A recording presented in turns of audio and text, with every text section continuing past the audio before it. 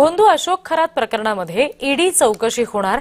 भोंदू खरात प्रकरणामध्ये व्यवहारांची सुद्धा चौकशी केली जाईल।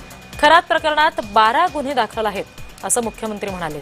अनेक लोक समोर येत आहेत। एसआयटीकडे अनेक पुरावे आहेत। सीडीआर लीक करणाऱ्यावर कारवाई होणार असं देखील मुख्यमंत्री म्हणाले। निश्चितपणे याची ईडी चौकशी होणार। त्या संदर्भात ईडीने या गोष्टीचं संज्ञान घेतलेलं आहे। जी काही मला माहिती आहे त्या संदर्भात त्यांनीही याची कारवाई सुरू केलेली आहे। एकदा जमीन त्या ठिकाणी आयडेंटिफाय झाली की नियमानुसार त्यात जे जे करायचं ते आम्ही करू। याचा पूर्ण तपास आम्ही करणार आहोत। त्यांनी जे वेगवेगळे अकाउंट उघडलेले आहेत तेही आमच्या लक्षात आलेले आहेत। त्यांचे जे ट्रान्झॅक्शन्स आहेत ते ट्रान्झॅक्शन्सही लक्षात आलेले आहेत। आणि आता लोकांचा कॉन्फिडन्स वाढल्यामुळे लोक समोर येऊन माहिती देत आहेत। एसआयटीकडे भरपूर माहिती येते आहे।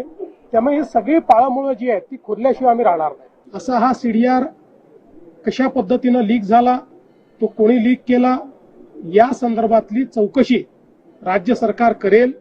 मला असं वाटतं की या अशा प्रकारच्या सेन्सिटिव्ह केसेसमध्ये शेवटी केवळ आरोप प्रत्यारोप करून चालत नाही। ज्यांच्या विरुद्ध सबळ पुरावा असेल त्यांच्या विरुद्ध या ठिकाणी काम होईल।